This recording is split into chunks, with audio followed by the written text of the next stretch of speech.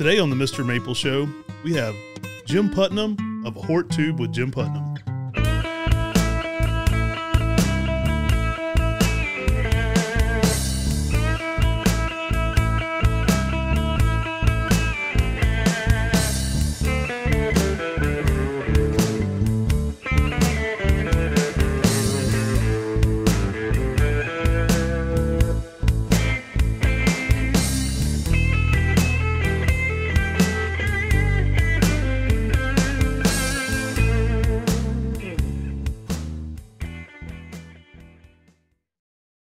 Jim Putnam offers gardening advice to homeowners and professionals.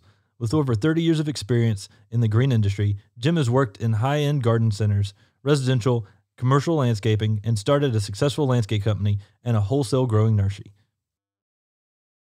Jim, it's an honor to have you on here today, man. Thanks so much for coming back. It's I know you've come here and shot some stuff with us before, and that was of huge benefit to us, I'll have to tell you. And I really appreciate you coming back and letting us have you here on the podcast. Yeah, well, thank you. I mean, it's great content. I mean, where else can I come and shoot this many maples in one place with knowledgeable people? Thank you, thank you.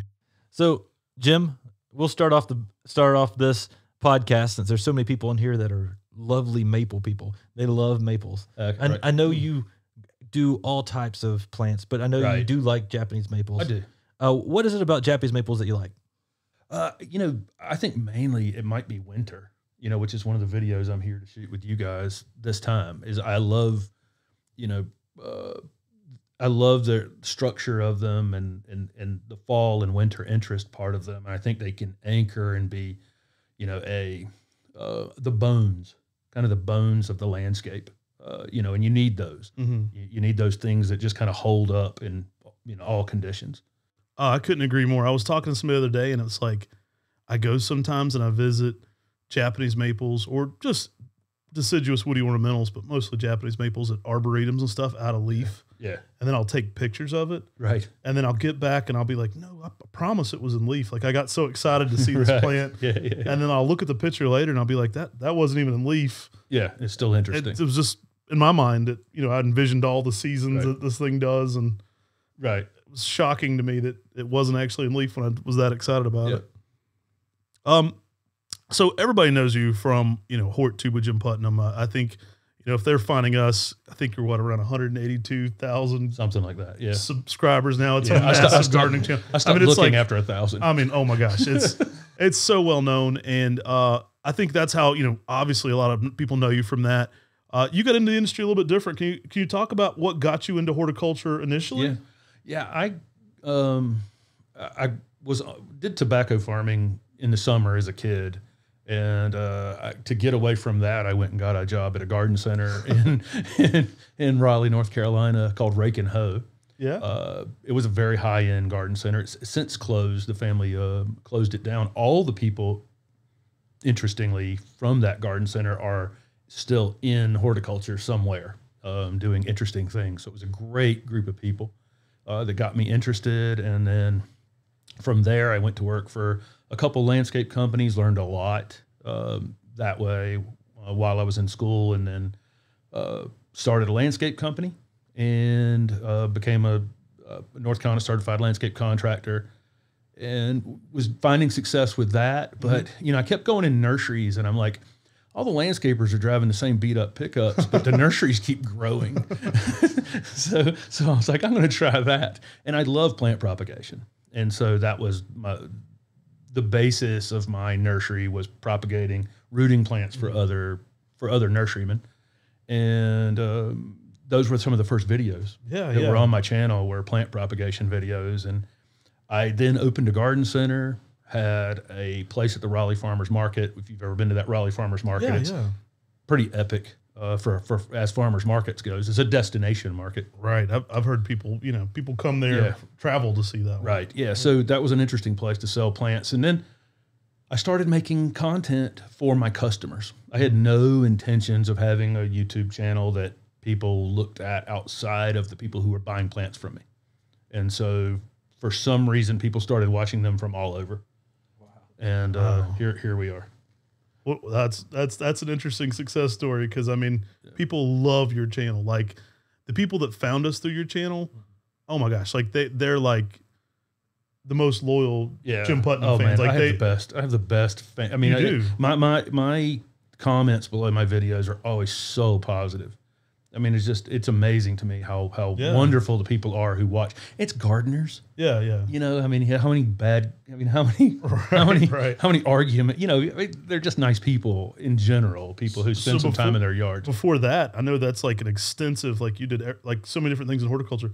Any like on camera experience, or did you just have to learn all that? Yeah, no, I just winging that. But that's incredible. Yeah, but this did combine my love of tech. Yeah. So, you know, I had this love of horticulture, and I also was always buying the newest tech thing. And so that's cool. Those two things combined quite well. It is awesome to buy a drone and count it off as a business expense. Yes. That is a very positive thing about having a YouTube channel. Right. Yeah. You like, can't write the Xbox off, but we can write the cameras off. Right. I don't know. Maybe you can start live twitching. Yeah. Maybe so. TwitchTube with Jim Putnam. You can play games and write all the maybe that's next. Maybe. Whenever it comes to plants, you have such an affinity for so many different plants. And I know that we mentioned a little bit about Japanese maples. Yeah. Is there a particular Japanese maple you like the most? Well, I have this. I mean, I love a lot of Japanese maples, but I have a fondness for one Mukiyama that I've had for about 15 years. That if anybody has seen it, it's contorted all over the place. And I know exactly what you're talking about. I frequent the channel, so I know what you mean. So people go, oh, that poor plant. It's the most loved Japanese maple in America. It's been carted around all over the place. It was a display piece at my garden center, and now it's a display piece on the channel. But I'm about to bend my hot blonde that I got from you. Nice. I actually have the cable at the house, and I'm going to bend it this winter. So there will be one of yours is going to be bent next. Very cool. That would be. I can't wait to see those videos and see that tree as it's bent and twisted. And people are going, oh, that poor tree, like you're abusing it somehow. It's like, no, I'm going to actually make people love it more. People will be more likely to take care of it in the future. Right. Yeah. That's awesome. You briefly touched on it in my last question, and I'm a huge fan of your channel. And what got me into your channel was some of those prop videos early on. Right. Can you talk a little bit about that? I know some of the things that got me into that. What are some of your favorite plants to prop, and what kind of prop were you mostly doing? I know you're kind of a prop guru as well. Like some of that stuff you were doing was really innovative. And like, what are some of your favorite plants to propagate yourself, but maybe also to teach others about later?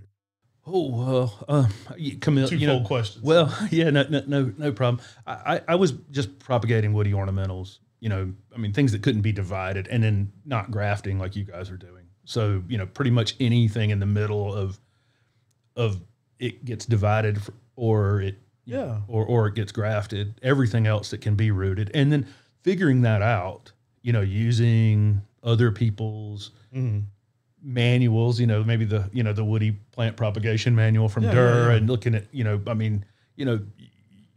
you're just working through how to do it. And then not only just do it once, but how do you do it where you can make 10,000 of them? There's no, the economy's only in scale, right? In plant propagation. And so, if you can root 3 of them, great, good for you.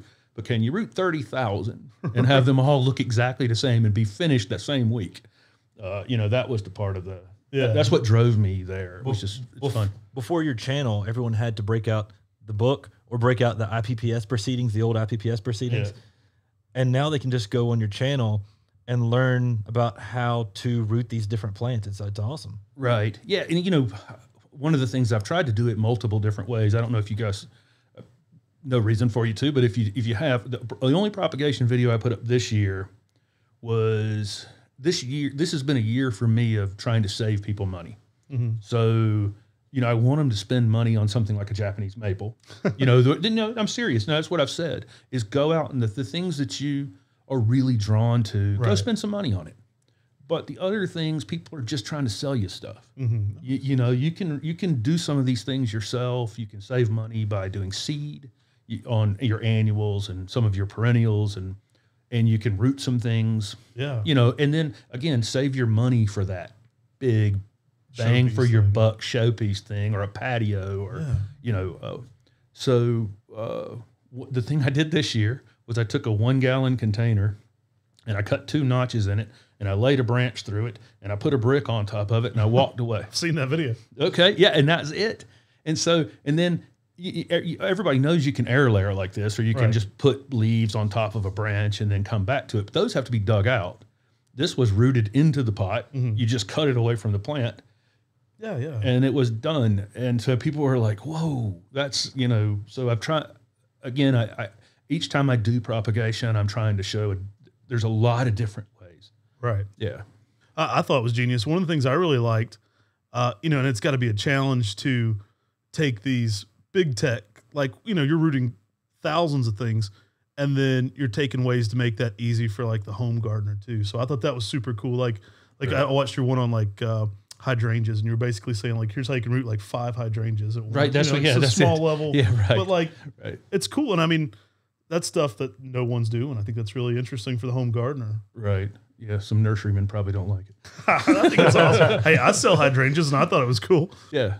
Yeah. Well, and there's no amount of interest that we could create in horticulture that would cost horticulturalists money. Oh, I always tell people that. You know what I'm saying? There's like no shortcut I could give anyone that they wouldn't, that growing interest, they will spend. They will find a way to, you know. I tell people all the time, somebody will say like, don't you think that guy's a competitor? And I'm like, well, think about it like this. Like if you're a musician, and I'm not a musician, but you like other people's music. Yeah, right. You don't want to just hear your own stuff. You like to hear some other music sometimes. And that's how I think about it. I'm like, you know, I like to see what they're doing. And well, we're in the only industry in the world where people get in the room and share everything. It's amazing. You were talking about IPPS. It's, you know, it's all the propagators literally opening up their doors to their competitors and teaching them what they're doing. The Johnston County Nurserymen's Association, which is, you know, I don't know if you guys have spoken at a JOCO meeting before, but so. You know, it's a big nursery association southeast of Raleigh. And, you know, all those guys are sharing everything they're doing. And, you know, when it really pays off is when one of them gets hit by a tornado or something like that. And 25 nurserymen show up with their crews and clean the place up. I imagine it's one of those things where it's like that. It may have not been like that at one time, but we're probably at a generational thing where we saw what's been lost already in horticulture. So you're like, I know guys I wanted to go talk to or, you know, learn from, and then they pass away, and you're like, there was like volumes of horticulture lost with them. You know what I mean? And so we've all kind of seen that enough to know it's only as good as what we can learn from these guys, because you know, there's so much knowledge out there. Oh, it is. And that's part of what my channel has now become more and more, is that's why I'm here. Yeah. You know, we were talking earlier, I'm going to visit others right now, and I spend a lot of my time trying to get some of our old horticulturalists on camera. Right. I didn't include you guys. You guys are youngsters compared to the other guys. You know, compared to most of the guys I'm interviewing, but I'm trying to get those folks on camera talking about what they know. I think it's so important, if nothing else, to preserve that piece. Like, I'm a history major, like it kind of shocks some people, but I like to look at stuff from a history perspective. And it's like the people are often as important as the plants in a lot of ways. And a lot of what we're talking about are the stories of people with the stories of plants, right? Yeah. And some of those guys, like, no one's not going to see them except unless you interview them or talk to them or explain it. And just having that piece of them with it, wow. I mean, that adds so much to the story. Oh yeah. I'm going to go, you know, visiting Bobby Green and look at all the camellias he's introduced. You know, it's not where I'm not just showing you a camellia. I'm showing you the guy and his dad. He's such an interesting guy. He is. Yeah. We were actually down at the Gulf States Horticulture Expo speaking.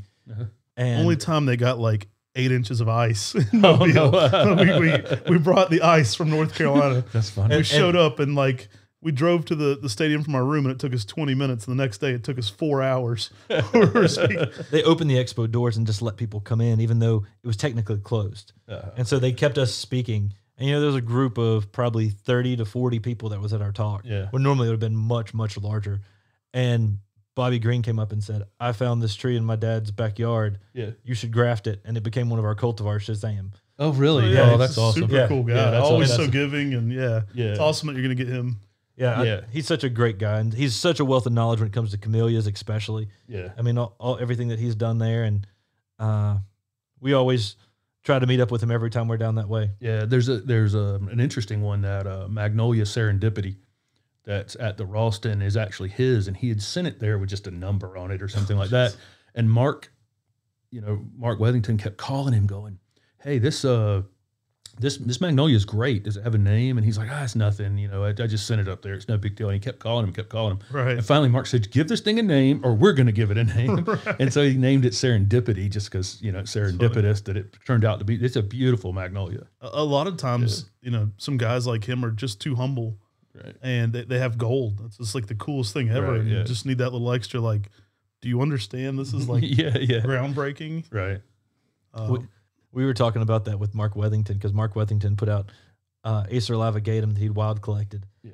And Matt and I were like, please name this. Please name this. If you don't put a name on this, this will be Acer Lavagatum Mark Wethington. Is it Hong Long? Yeah, okay, Hong Long. I have a Hong Long that I haven't put in the ground yet. So he got us to graft it when it was like a like small plant. Yeah, so we were just putting it on palmatum. Okay, because it's in the same section. Yeah. And we probably had it like 5 or 6 years. And we're like, this thing has purple bark and weird foliage. It's super funky. Yeah. And he was like, guys, I don't know. And I'm like, have you ever seen another one that looks like this? Yeah. He's like, no. I'm like, well, we're going to name it you if you don't come up with something. Right. Like, this is going to be Mark Wethington. I'm sitting here trying to remember where I got the thing. It's like a year and a half since I haven't put it in the ground. It's one of those videos that's been on the list. It doesn't like a ton of sun, but it's an awesome plant. Like, yeah. You give it a little late day shade. It's really the bark's purple. It's interesting. Yeah, and it's super straight trunk without any. I mean, it's really rigidly straight. And the coolest part to me is during the summer months, you still got that purple new growth to it. Yeah. But that sort of early summer, late spring, you get almost like a bluish tint to the older, like a bluish purple tint to the older growth, which is pretty crazy. There's not another maple you can get that color. It's funny. I feel like we're in such a hotbed. I mean, we're just sitting here talking about Mark, but there's so many interesting things going on. Right. And it's so interesting a space, like, especially with like the YouTube stuff you're doing, like that's taken on a life of its own. I mean, in many ways, that's replaced like the old school ways of doing stuff, and that's like the new way to get to people. And it's so interesting. I think the books have almost become part of history, and the YouTube seems to be like the future. It's insane. Yeah, as long as there's good information. Yeah. And the problem is if you write a book, you have to send it to friends and have them read it, and then they go, no, that's just YouTube. Unfortunately, you can turn the camera on and just say whatever, or read a plant tag or something like that, and just like it. Well, I think it's a testament to how good your information is. People wouldn't keep coming back if it wasn't great stuff. Yeah. And I mean, and I make there are people out there that just make sure. Whatever video to make it. But I think you make quality stuff that people will use. Well, thanks. And I'm just out here trying to learn every day. That's the reason I'm here, and the reason I go other places is I get to learn every day. I haven't, I want to go put the mic in front of somebody who I can learn something from. That's super cool. Right. So I wanted to ask you about. Go ahead. So you're brave enough to do garden questions. So that's a weekly thing. Yeah, I do. How's that working out? Like, do you get a lot? Like, I want to ask like what's some of the funnier questions you get, and I guess I will. But like, well, I know you answer so many things. I answer them. The one thing I have to say about having been in a garden center retail environment, having been in a landscape environment selling that product, to a homeowner or a business or whatever, and then having the nursery and talking amongst nurserymen, I feel like I developed a language that allowed me to communicate based on who I was talking to, who the audience was. And so I feel like that is my main asset. It's not necessarily the amount of knowledge I have. It's more I can communicate it in a way that people can understand it. I recognize that pretty quick about myself. I could, just after having done this for 30 years. And that's a huge skill. Right. Yeah, yes. So just communicating it in a way that they can understand it. And so then I learn, as I go. So, I mean, people are asking 60 to 80 questions a week. So I'm pulling, I'm pulling 20 out of it. So I'm obviously not pulling ones that are, I try to get the most relevant questions for whatever's happening, at that time, whatever time of year. Consider everything about it before asking their question. Like, why is my hosta dead? Might not be the right question. Right. Well, I will get those, and they won't tell me what zone they were in, and then they'll tell me, why is it dead? Well, are you in the desert? That might be the reason why. but there is no bad question. Right. You know, that's one thing we really all have to get past is everybody has to start somewhere. Oh yeah, yeah, yeah. And there are some funny questions. There are funny questions, but there are no bad. I just really won't. You know, I don't accept that there's any bad questions because you do have to learn. Well, that's something you're doing the whole industry a big service on because, especially that entry level gardener. I mean, everybody in the industry should be telling you thank you because you're making it easier and easier for us to do our jobs because people are getting more knowledgeable and they're getting more. You're answering some of those first time questions, so that we don't have to in the industry. Well, the thing they're not being taught is that soil is all that matters. You know what I mean? Like they're you know, to improve your soil, everything else will happen. You know, it's not that hard. You know, so. When it comes to like ginkgos, we can't do a video without talking about lime and liming your ginkgo. Right. And a question we received was, you know, I've limed my ginkgo. Now, do I bury the rind of the lime at the base of the tree? No, right. Yeah, squeeze the juice all over the leaves. So we do get some funny questions. That's a good one. We do get some funny questions. That's definitely a good one. And would you even? I mean, they'll take almost pretty much any pH, right? I mean. Oh yeah, yeah. Oh yeah. Well, the pelletized garden lime, it just seems they like that alkalinity, right? And I actually learned this from Japan. I had some friends, and they said we were visiting, and they said, "Are you liming your ginkgos?" And I said, "Well, how much?" And it didn't really make any sense what they were telling me, like conversion wise. So I just scattered it out broadcast, and then I looked the next year, and the ones we had limed were double the size of the ones we had. Oh, really? Okay, so liming our ginkgos. But from a growing faster, you know, thing. Well, but from an overall health, it's an increased caliper, and then in turn you get a better. You know, you're just taking up energy more efficiently, but it's also that alkalinity. I think. Right. Ginkgos are so hardy, like they are so easy to grow. The whole earth. They'll grow in any pH you put them in, but they may grow a lot slower in acidic soil if you don't give them some lime. You give them some lime, it allows them to just take up their water and nutrients more efficiently. And even on those dwarfs, you're going to get a rounder, more filled out dwarf with some lime. Well, hats off to you for being brave enough to take on questions weekly. Oh, I enjoyed it, and I'll get a little feedback, you know, down at the bottom, and it's like, you know, I said something in one video the other day about, you know, digging up elephant ears if you're in, you know, up above zone 7, and it's like this guy goes, I respectively disagree. If you plant them deep enough, you don't have to dig them up. Well, how deep is deep enough? Are you putting your elephant ears? That's one thing. There's no lack of opinions with gardeners. Oh, of course. And he's probably in a microclimate. Right. He's probably not technically in 6 or something too. You know what I mean? He you know, who knows? And everybody has certain things that they can pull off in their area that's very unique and very different. Right. I mean, every garden is different, and that's the thing that's fun about gardens. You're dealing with living plants, like you never say never, right? When in the zone map, unfortunately, is about this helpful and about this confusing, right? You know, and it creates a lot of issues. I mean, only determining a plant's hardiness by what temperature will kill it. Exactly. We kind of missed the boat already. Yeah, we've missed a lot of, and only the cold temperature that will kill it. Only the cold temperature that will kill it, not the hot temperature that will kill it. Not the I wish there was a better system in that. Right. You know, we have our USDA hardiness zones, and I always tell people these work really well for the East Coast, right? And we sell all over the United States. So when we're shipping to California, we try to give a generalization. Yeah. And, you know, most of what we do works like maple-wise, like zones 5 through 9 if you're on the East Coast, but that 9 isn't an indicator of heat. There's a lot of people growing Japanese maples in zone 10 in Southern California. Oh, my gosh. They have cool nights. Full sun. Yeah, there's cool nights. Yeah. And cool nights you can't get with high humidity in Florida. We need a better system that encompasses some of that heat index.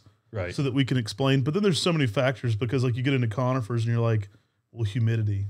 Well, heat index and zone. The high zone thing is more for conifers than it is anything else. Yeah, you know, that's conifers are the ones that suffer the most in our heat and humidity. So you do a full range of plants from all different types. What would you say are, for our listeners that love Japanese maples, what would you say are great companion plants for Japanese maples? Ooh, I mean, you know, in that part shade world, you know, that those thrive in always. I mean, camellias are my favorite. My favorite, just period. Yeah. You know, and they make companion plants because they're doing their thing when maybe the maple's taking a break. But pretty much any, around my Japanese maple right now, I've got Mojo Pittosporum, which is a variegated dwarf Pittosporum, and it looks fantastic with that weeping Tamukiyama coming down over it. And just over from there, I've got one of Bobby Green's October Magic Ruby Camellias. It's a dwarf red. It's a good plant. Killer double. plant. Oh yeah, my gosh, the foliage is so clean on that plant. After growing Sasanquas for so long and seeing a lot of the old varieties have declined for us, like something's caught up with them, where they have leaf drop issues and leaf spot issues. See his clean ones are amazing. And then, some Black Ajuga, got Farfugium. Those are great plants. Yeah. All great things with Japanese maples. Yeah, I just love finding things like those that, maybe I just get so focused on the other Japanese maples that pair with the Japanese maples to have some other plants that can pair well in between. Yeah. So I know you were in the wholesale industry for quite a while.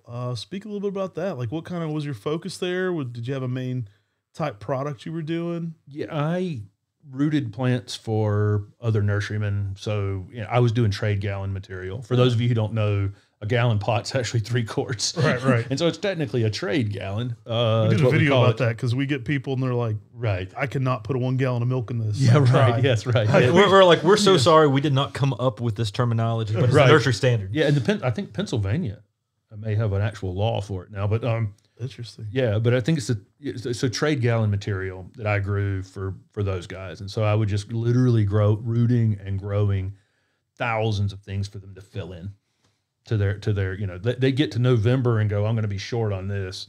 Mm-hmm. They call me, I've got 750. I can send them tomorrow. Wow. So during the COVID crisis, which was a horrible thing, the nursery industry started seeing a lot more gardeners that started gardening, that got out and started gardening. Did you see a whole lot of difference to the viewers that were viewing with your channel? Yeah, definitely. There were a ton more. Every part of our business grew. I think one important part that really grew was not only did they want to get out and garden, they didn't want to do it the way it had been done before. Mm-hmm. And so they wanted pollinator plants, they wanted natives, or they wanted non-invasive non-natives. Yeah. What as long as it wasn't going to be they had a very particular set of things, and it happened to really match up well with kind of what I talk about. I love Asian plants as long as they play friendly, and then let's blend some natives into that, and and attract as many pollinators in, because I think that once you spend some time out there with butterflies and bees and birds and those kinds of things, you realize the garden's not just for you. Right. It belongs to the whole world. You're a steward of the land rather than the owner of the land. You're short-term passer through, of that piece of property. And I think a lot of people addressed it that way. I think for sure too. We were starting to carry more native azaleas when you first came in and did your first film with us. Yeah. And since then, we've got even deeper into the native azalea realm. I mean, we're carrying a lot of species azaleas. We're carrying a whole bunch of native azaleas. Heck, we even went and hiked up Gregory Bald, a 10.2 mile hike. Nobody Matt, it's like our least watched video. Though. Brian and Wesley.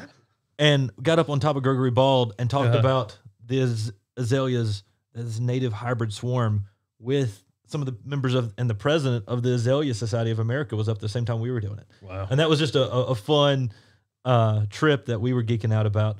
But there's a lot of interest in those native plants. Yeah. And we love the native plants when they work so well and make a great companion plant with our Japanese maples too. Well, that's just it, is that there's really no reason to cut out plants that play nice, with our existence. Because you know what? Here's the funny thing. This is really funny. I made 3 videos back in the spring on invasive plants, like truly invasive plants, plants from Europe, plants from Asia, plants from Australia, wherever, that are actually invasive. And then at the bottom of the at the end of the video, I went, "What's the most invasive plant in your yard?" Uh-oh.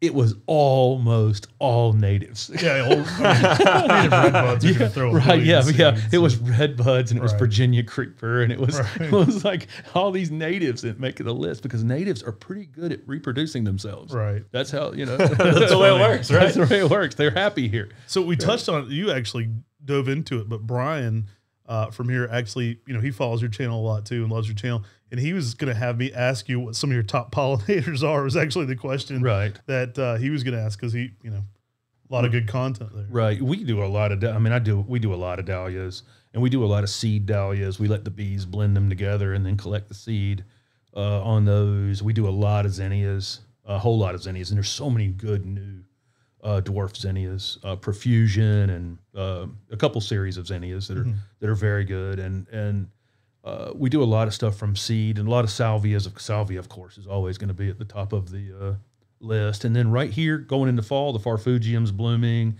You can have asters. You can have some sort of aster blooming in the southeast, almost, but a maybe 4-week window where you don't. So, a yard full of pollinators even today. Yeah. What would you say is like your most frequently asked subject? Like what category are people asking about the most? Like what do people feel like is like their biggest problem, or like what are they like? What do you think is like one of the biggest lapses that you keep hearing?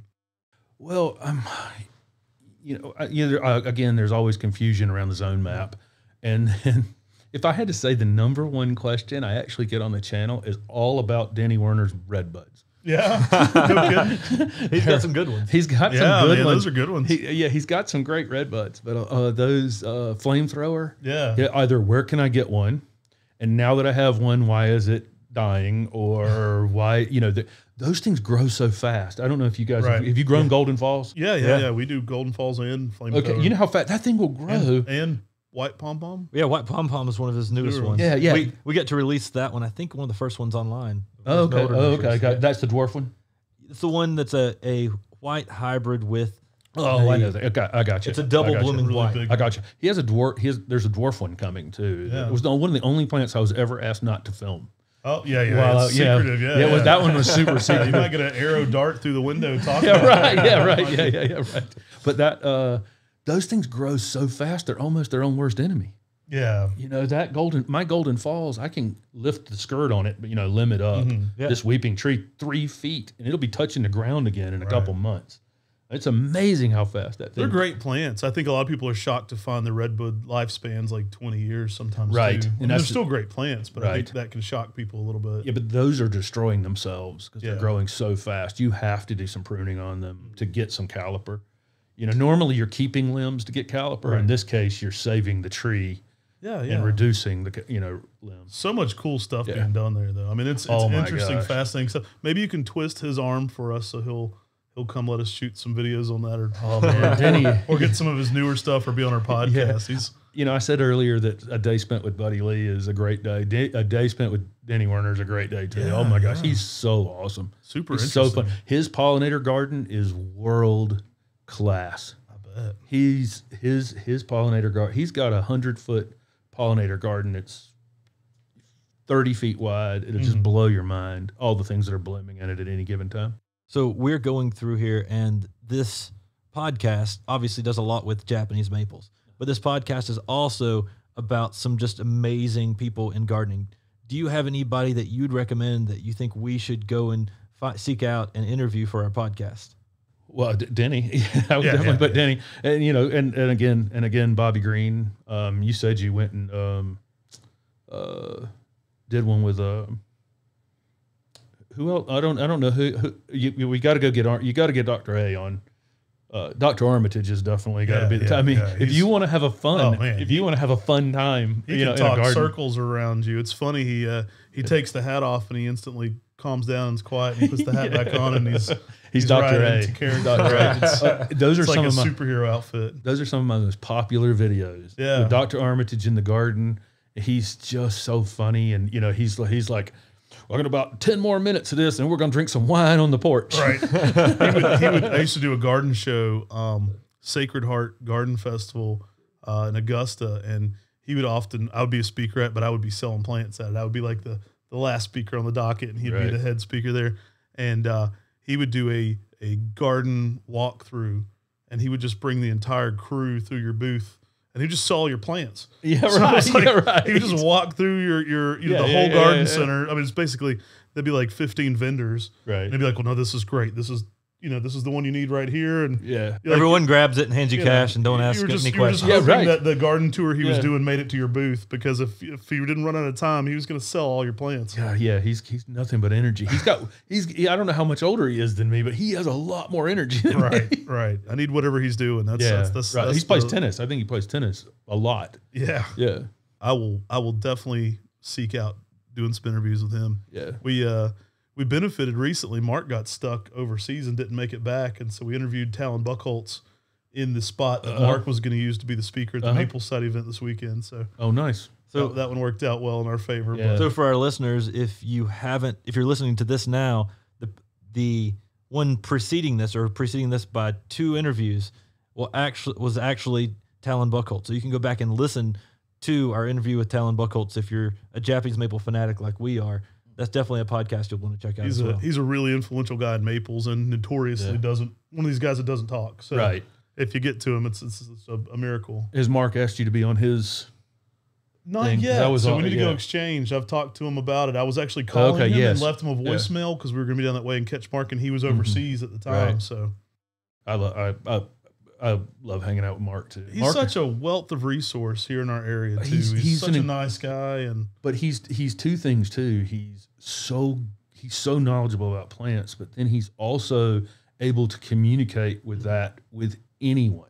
well, You know what I'm saying? Yeah. So he's like perfect for that job. Yeah, he I doesn't agree. he doesn't come across as somebody who would be arrogant about the amount of knowledge. Like not even in the least bit. He's so good at communicating. back when we were starting to really try to ramp up our business and we're really getting to learn, was one of the times when Mark was coming here, and he wasn't even the head honcho back in those days. Yeah. And we would take him out after Green and Growing and just take him to dinner and buy his dinner just to ask him, like, do you think my this would gosh. graft onto this? What do you think if we did this? Would this weird experiment Right. work? And so he likes us because we used to bug him back in the day. Right. And Mark was the vice guy at the JC Ralston, and when he became the director, I mean we were so excited for him. He's been really kind to us over the years. He had us speak at the 40 years of the JC Ralston. Nice. And I mean, I've told you, I didn't go to NC State, and I have degrees in political science and history. I'm like, me? Why would I speak for 4 years? And we were just humbled and honored that he would even, why would us? Okay.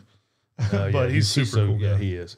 What amazing wealth of knowledge. But the same compliments you're giving to him are exactly some of the great things you're doing by being able to make this information accessible, by being able to communicate with people. And it's a relationship, I know, and it's a relationship you're building with viewers where, one, they trust you because you have good information. That's why they're coming back. They trust that what you're telling them is working and improving their gardens.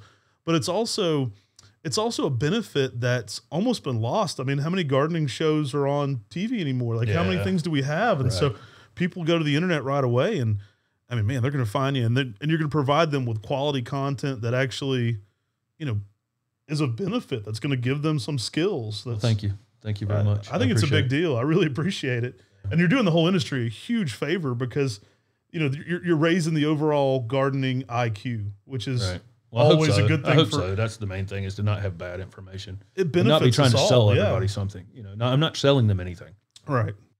I don't have anything to sell them. So, You got out of that side of it. Right. Yeah. I don't have anything to sell It's you. like, that's too. Yeah. Well, and I wasn't even trying to sell them anything then. I had already sold them something when I said, "Oh, I have a video for that." So, at what point did you realize? Like, I mean, I know you're a massive channel now. Like, I mean, there's not, that you're in your own air with that kind of sub list. It really is. And like, at what point when you were doing the garden center and the channel, did you realize like this is really it? Like the channel was starting to it was like, this is special, and you knew like this is what I need to be doing. Right. Well, first of all, I'm the only guy in America that sold a garden center off a year before the garden center became the greatest business in America to be in.